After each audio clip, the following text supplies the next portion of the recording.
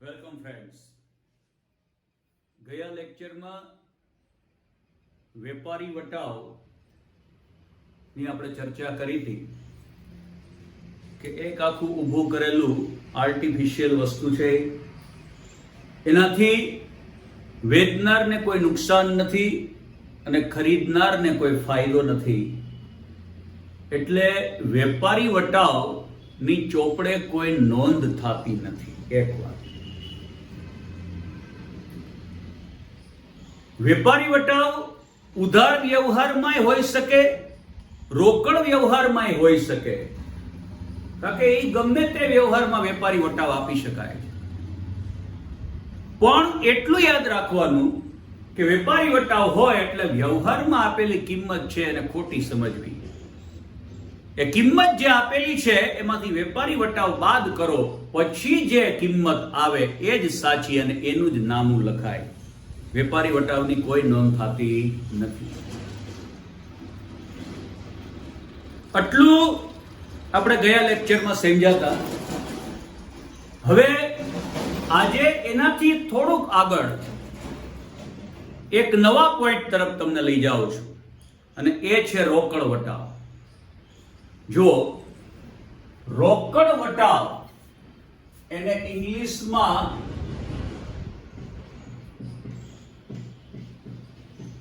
Cache discount કહેવાય.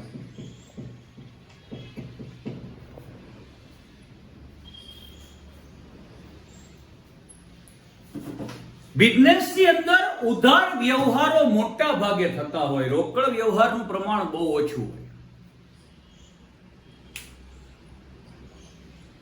ઉધાર વ્યવહાર તો થાય, પછી એની કેશ લેવાની બાકી રહે અને કેશ રિકવર કરવા માટે ઘણી બધી મહેનત કરવી પડતી હોય છે. વેપારી માટે એક પ્રકારે આ માથાના દુખાવા સમાન વસ્તુઓ હોય. વારે વારે ઉઘરાણી કરવી, ફોન કરવા, પૈસા વેલા મોડા આવે, રોકાઈ રહીએ પૈસા, તો ધંધા ઉપર આની વિપરીત અસર થાય. એટલે ઉધાર વ્યવહારની જગ્યાએ રોકડ વ્યવહારને ઉત્તેજન આપવા, જો રોકડા રૂપિયા આપો તો તમને એક એક્સ્ટ્રા વટાવ આપશું, આવું વેપારી જ્યારે કહે, રોકડ વ્યવહાર થાય તો જ બદલામાં તમને જે વટાવ આપવામાં આવશે એવું વેપારી કહે, તો આવો વટાવ રોકડ વટાવ છે. આ વેપારી વટાવની જેમ બનાવટી પ્રક્રિયા નથી, આ સાચી પ્રક્રિયા. જે ખરેખર કિંમત છે વસ્તુની એમાંથી આ વટાવ આપવામાં આવે, જો રોકડ આપો તો. એટલે આવા વ્યવહારને, આવા વટાવને રોકડ વટાવ કહેવાય. આ રોકડ વટાવ ખરેખર વાસ્તવિક કિંમત ઉપર ચાર્જ થાય. એટલે આ ખરેખર વટાવ છે. વેચનાર માટે આ નુકસાન છે, કારણ કે એને ઓછા પૈસા મળશે, ખરેખર કિંમતમાંથી પૈસા ઘટશે. ખરીદનાર માટે આ નફો છે, કારણ કે ખરેખર કિંમત કરતા ઓછા પૈસા ચૂકવીને વસ્તુ ખરીદાય છે. વેચનાર માટે આ નુકસાન છે, ખરીદનાર માટે આ નફો છે. અને એટલે જ રોકડ વટાવની નોંધ કરવામાં આવે છે, કારણ કે આ સાચી ઘટના છે, આ વાસ્તવિક વટાવ છે કે જેને વાસ્તવિક કિંમત ઉપર આપવામાં આવે છે. તો એનો આપણે થોડો અભ્યાસ કરીએ.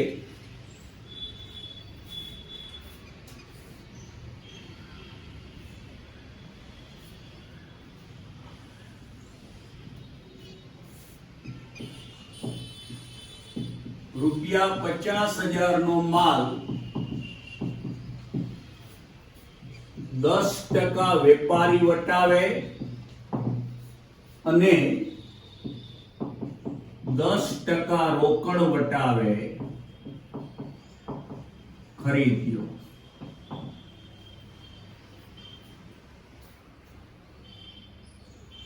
₹50,000 નો માલ 10% વેપારી વટાવે અને 10% રોકડ વટાવે ખરીદ્યો. પહેલા તો તમે અહીં જુઓ, વેપારી વટાવ આવ્યો એટલે સમજી લેવાનું કે આ કિંમત ખરેખર નથી, વાસ્તવિક નથી. જે કિંમત આપેલી છે એમાંથી વટાવ વેપારી વટાવ બાદ કરો એટલે તમને વાસ્તવિક કિંમત મળે. તો પહેલા તો કિંમત કેટલી છે? 50,000. આમાંથી પેલા વેપારી વટાવ માઇનસ કરો કારણ કે આ ખોટું છે 10%. 50,000 ના 10% એટલે 5,000 રૂપિયા થાય. આ વેપારી વટાવ માઇનસ કરો એટલે વાસ્તવિક કિંમત આવે 45,000. આનું કશું જ ન થાય. વેપારી વટાવની કોઈ નોંધ થતી નથી. હવે જે વાસ્તવિક કિંમત આવી, સાચી કિંમત આવી, વેપારી જો રોકડા ગ્રાહક આપતા હોય, ગ્રાહક તરફથી રોકડા પૈસા જ મળી જતા હોય તો આ વાસ્તવિક કિંમતમાંથી પણ ઓછા પૈસા કરી આપે, ગ્રાહકને લાભ કરી આપે, તો આવા વટાવને રોકડ વટાવ કહેવાય. એ વાસ્તવિક કિંમત ઉપર લાગે. એટલે જ્યારે વેપારી વટાવ ને રોકડ વટાવ બે હોય ને ટ્રાન્ઝેક્શનમાં, ત્યારે પેલા વેપારી વટાવ બાદ કરી દેવો, પછી જે વાસ્તવિક કિંમત આવે એના ઉપર રોકડ વટાવ ગણો. તો વાસ્તવિક કિંમત છે 45,000, આના ઉપર રોકડ વટાવ થાય 10%. 45,000 ના 10% 4,500. 45,000 માંથી 4,500 માઇનસ કરો તો બાકી કેટલા વધે? 40,500. આ પૈસા રોકડ થાય. અત્યાર લગીના વ્યવહારમાં આપણે ડબલ ઇફેક્ટ, બેવડી અસર જોતા હતા. આમાં ત્રેવડી અસર થશે. એ ત્રેવડી અસર હોવા છતાંય છે વાસ્તવમાં બેવડી અસર જ. હું તમને સમજાવું છું. હવે માલ ખરીદ્યો એટલે માલ આવે. કેટલા રૂપિયાનો માલ? વાસ્તવિક કિંમત માલની 45,000 રૂપિયા છે. તો આ માલ આવે છે.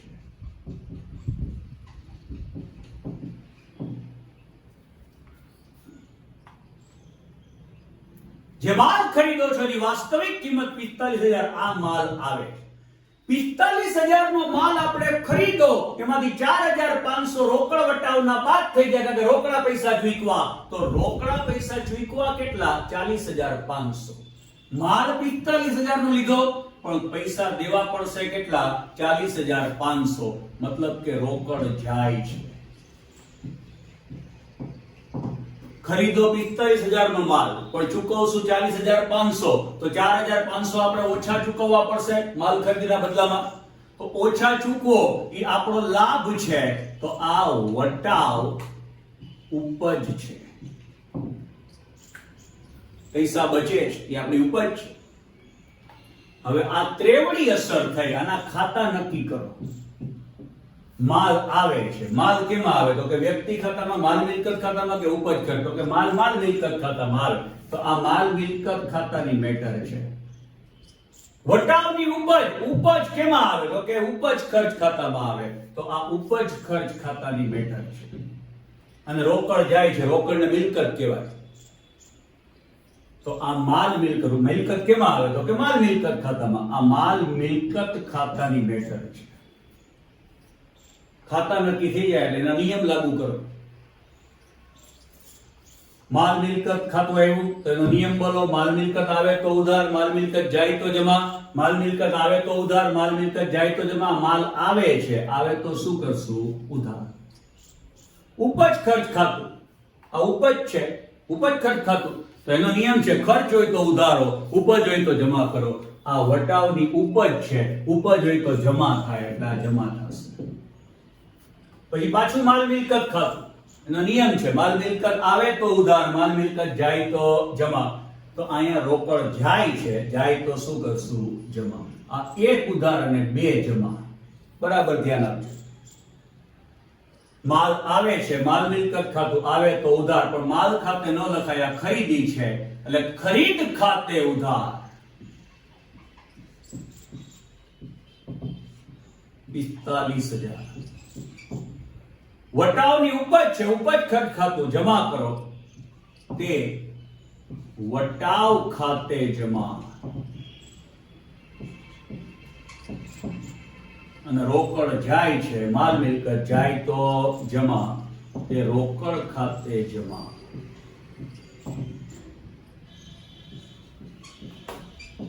ત્રેવડી અસર છે. વાસ્તવમાં ત્રેવડી અસર નથી, આ બેવડી અસર જ છે. એ રૂપિયામાં જોવાય બેવડી અસર.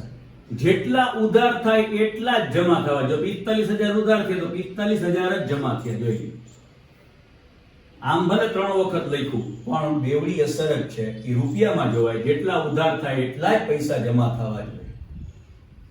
ચાલો આના પછી બીજો વ્યવહાર. રૂપિયા 1 લાખનો માલ 10% વેપારી વટાવે અને 10% રોકડ વટાવે વેચ્યું. અહીં વ્યક્તિનું નામ નથી, રોકડ શબ્દ નથી, આ વ્યવહાર રોકડ છે. તો સૌથી પહેલા તો વેપારી વટાવ અને રોકડ વટાવ બે છે. વેપારી વટાવ હોય એટલે આ કિંમત બનાવટી સમજવી. તો આ કિંમત છે એમાંથી વેપારી વટાવ બાદ કરો એટલે વાસ્તવિક કિંમત મળે. આ 1 લાખ રૂપિયા છે કિંમત આપેલી, એમાંથી 10% વેપારી વટાવ પેલા જ બાદ કરી નાખો. 1 લાખના 10% 10,000 એટલે વાસ્તવિક કિંમત કેટલી આવી? 90,000. આનું કાંઈ જ થાય નહીં, કારણ કે વેપારી વટાવની કોઈ નોંધ થતી નથી. હવે કિંમત છે આપેલી છે, એમાંથી વેપારી વટાવ બાદ કરો એટલે વાસ્તવિક કિંમત આવે.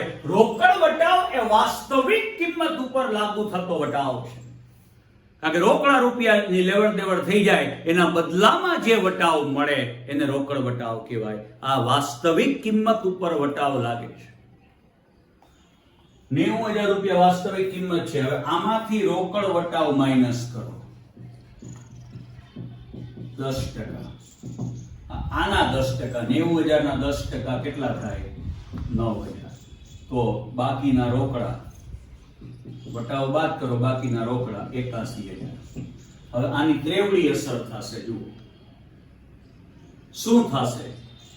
માલ વેચ્યો છે તો માલ જાય, એની વાસ્તવિક કિંમત કેટલી? તો કે 90,000. 90,000 નો માલ જાય છે. માલ જાય છે, આ કિંમતનું કાંઈ ન થાય. માલ 90,000 નો વેચ્યો પણ આપણને મળશે, એમાંથી વટાવ બાદ કરી દેશું એટલે મળશે કેટલા? માલ વેચો તો રોકડ આવે, પણ રોકડ કેટલી આવશે? વટાવ બાદ કર્યા પછી 81,000 રોકડ આવે છે.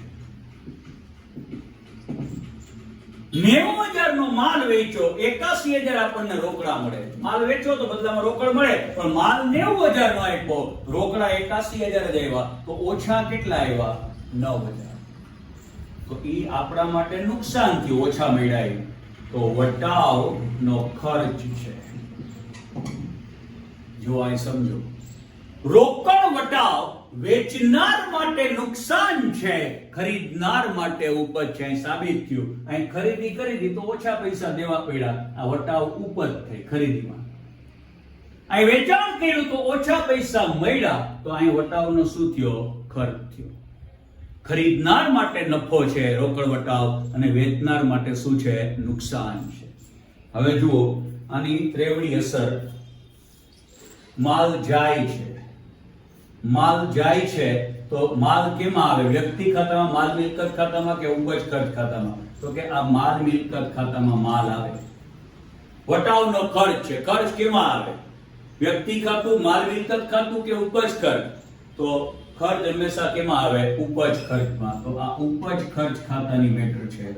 રોકડ આવે છે તો રોકડ કેમાં આવે? રોકડને મિલકત કહેવાય. તો મિલકત કેમાં આવે? વ્યક્તિ ખાતું, માલ મિલકત કે ઉપજ ખર્ચ? તો કે માલ મિલકત ખાતામાં આવશે. હવે આના નિયમો બોલીએ. માલ મિલકત ખાતું નિયમ શું છે? માલ આવે તો ઉધાર, માલ જાય તો જમા. માલ મિલકત આવે તો ઉધાર, માલ મિલકત જાય તો જમા. અહીં માલ જાય છે, જાય તો શું થશે? જમા. વટાવનો ખર્ચ છે, ઉપજ ખર્ચ ખાતું. ખર્ચ હોય તો ઉધારો, ઉપજ હોય તો જમા કરો. અહીં ખર્ચ છે અને ખર્ચ હોય તો શું થશે? ઉધાર. રોકડ આવે છે, માલ મિલકત ખાતું. નિયમ બોલો. માલ મિલકત આવે તો ઉધાર, માલ મિલકત જાય તો જમા. આમ રોકડ આવે છે, આવે તો શું થાય? ઉધાર. આ બે ઉધાર અને એક જમા. નિયમ અહીંયા ગમે તેમ આવે પણ નિયમ એક જ છે, પહેલા ઉધાર લખવું પછી જમા લખવું. તો રોકડ આવે છે, માલ મિલકત ખાતું આવે તો ઉધાર. રોકડ ખાતે ઉધાર 81,000, બધું લખેલું જ છે, ચાર્ટ આખો તૈયાર. 9,000 રૂપિયા વટાવ ખર્ચ છે ને ખર્ચ હોય તો ઉધારો. વટાવ ખાતે ઉધાર તે માલ જાય છે અને જાય તો જમા કરો. તે માલ ખાતે ન લખાય, તે વેચાણ ખાતે લખાય. વેચાણ ખાતે જમા 90,000.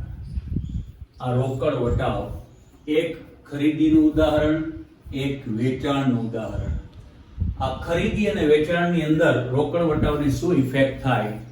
ખરીદી કરો તો રોકડ વટાવે આપણી ઉપજ બને છે કે ઓછા પૈસા દેવા પડે.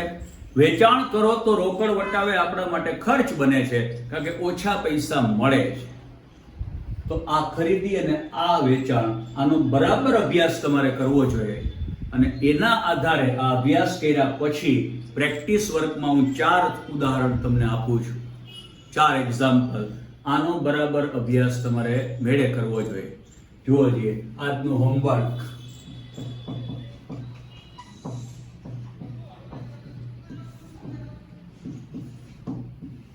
રૂપિયા 10 લાખનો માલ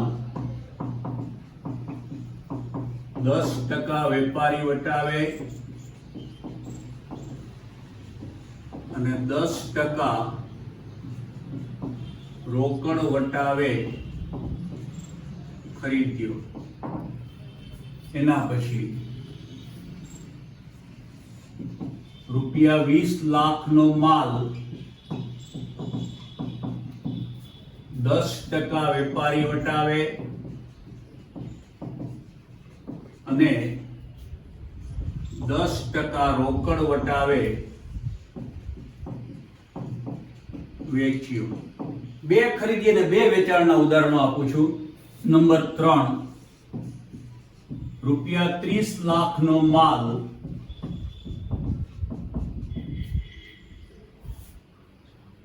10% વેપારી વટાવે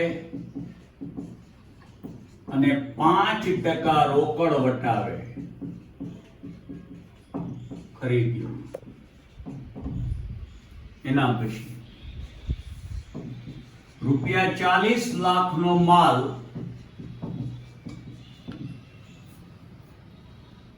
5% વેપારી વટાવે અને 10% રોકડ વટાવે વેચ્યો. આ 4 ઉદાહરણ. પહેલા આનો બરાબર અભ્યાસ કરો અને પછી આ 4 ઉદાહરણની પ્રેક્ટિસ બરાબર કરો એટલે રોકડ વટાવ અને વેપારી વટાવનો પોઈન્ટ તમારા માટે સરળ બની જાય. પછી તો વધારે પ્રેક્ટિસ કરવી હોય તો આવા વ્યવહારો મેળે બનાવી પુષ્કળ તમે પ્રેક્ટિસ કરી શકો છો. કોઈને કંઈ ક્વેશ્ચન હોય કોમેન્ટ બોક્સમાં લખી શકો છો અથવા મને કોલ કરી શકો છો. અને જેટલા પણ કોમર્સના વિદ્યાર્થીઓ હોય એટલા વિદ્યાર્થીઓ સુધી આ ચેનલને પહોંચાડજો તો એને ઘર બેઠા સારામાં સારા એજ્યુકેશનનો લાભ મળશે. Thank you very much.